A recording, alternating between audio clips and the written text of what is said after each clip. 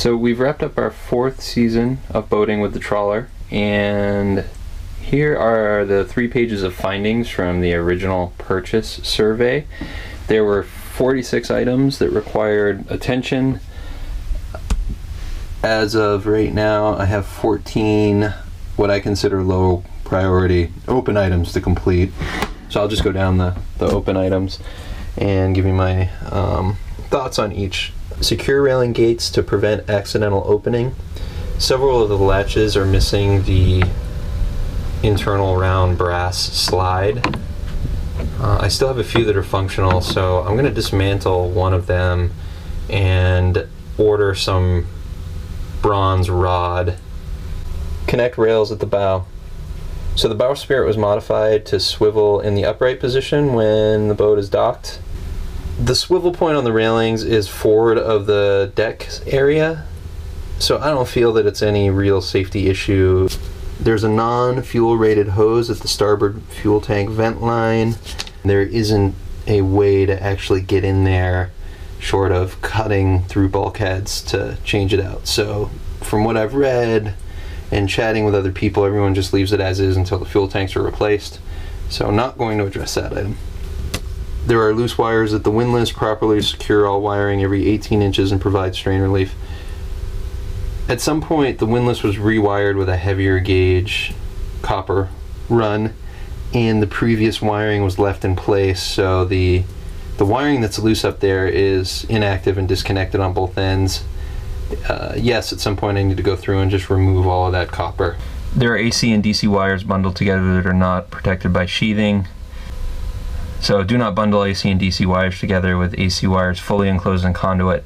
I've been slowly going through and removing solid core copper wiring and replacing it with tin marine grade wire, and I'm doing my best to keep AC and DC separated. However, I'm not going to install conduit throughout the boat for the AC. That's just too big of a job, and I'll leave that for a future owner someday. Install a grommet at the water heater. So I replaced the water heater, and even with the new heater it did not come with a grommet, and I need to do that.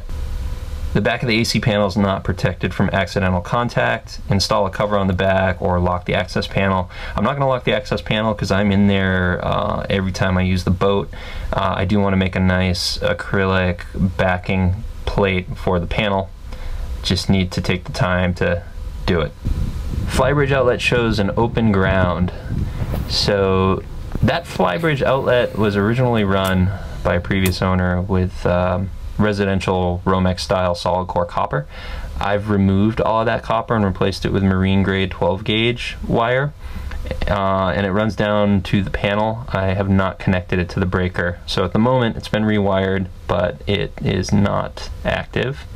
Holding tank is metal covered with fiber reinforced plastic and shows signs of leaks. I've replaced a hose and swapped out hose clamps. All leaking has stopped. The tank appears sound, so I'm not in a hurry to replace it. I don't have any stinky holding tank odors on board, so leaving that alone. There is a leak at the rudder post seal. Yes, and it's gotten a little bit worse in 4 years. It's not a drip, but there is a flow of water, and I always have a little standing water back there, and I don't know how frequently the bilge pump cycles. As I don't have a bilge pump counter, I would like to install one, and I do have packing, and I'm going to tackle this in the next couple weeks. Several seacocks are stuck in the open position. I have serviced and made functional all of the below the waterline seacocks. I have a few above the waterline that are seized open, specifically the sink drains for all 3 sinks, and the macerator. There's only 1 bilge pump on the vessel. Consider installing a second with a warning light. Yes, I need to do this, and immediately. Wires at the back of the panel are in contact with the sink. Yes, they are. Yes, I need to address that. There's no continuity between the zinc plates and the swim step struts. I'm gonna have a yard address that because they're through bolted and it's at or slightly above the water line. So I'm just gonna wait for a haul out and let the pros handle it. There's no carbon monoxide detector on board. I purchased one, I installed it, and they have a short lifespan. I think it was 24 months. So the one I bought has since expired and I need to buy a new one. So that's it.